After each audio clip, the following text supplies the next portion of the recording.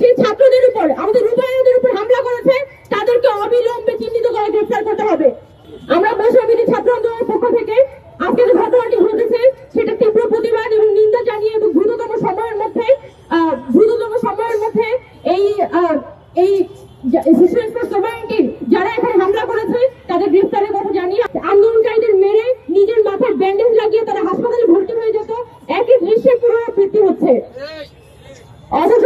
গত 15 বছরে কিন্তু আমাদের ইন্টেলিজেন্স ফোর্সের যদি আপনারা অ্যাক্টিভিটি দেখেন, তারা পান থেকে চুল খসলে মানুষকে বাসা থেকে তুলে নিয়ে যেত, ফেসবুক অ্যাক্টিভিটি দেখে গ্রেফতার করে ফেলতো,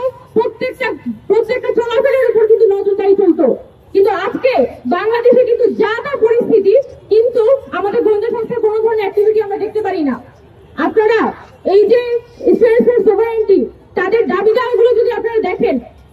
তারা প্রায় 7 দফা দাবি এখানে প্রেজেন্ট করেছিল এনসিটিভির কাছে, এবং সেই 7 দফা দাবি প্রচন্ড পরিমাণে জাতি বিদ্বেষী দাবি, এবং সরকার কিভাবে করে একটা জাতি বিদ্বেষী দাবির কাছে মাথা নত করে, এবং এটার ফলে বাংলাদেশে বর্তমানে কিন্তু জাতি বিরোধী রাজনীতির একটা গ্রাউন্ড তৈরি হচ্ছে। যে কোনো ধরনের মব ভায়োলেন্স যদি সরকার এখানে প্রমোট করে, তাহলে উগ্রবাদী অংশগুলো নানানভাবে কিন্তু সেটা সুযোগ গ্রহণ করতে পারে। তো আমরা স্পেসিফিক্যালি বলতে চাই যে যারা এই নতুন বাংলাদেশে এসে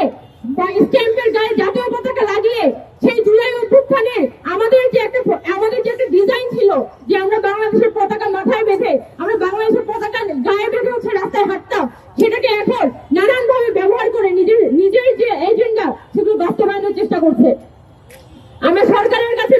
বিশেষভাবে আবেদন জানাই যে আপনারা যদি বাংলাদেশে জাতিগত শান্তি প্রতিষ্ঠা করতে চান, আপনারা যদি আসলেই ইনক্লুসিভ বাংলাদেশ প্রতিষ্ঠা করতে চান, আপনারা যদি আসলে এই দেশে সংস্কার করতে চান, তাহলে এই ধরনের কোন এজেন্ডা আপনারা বাস্তবায়ন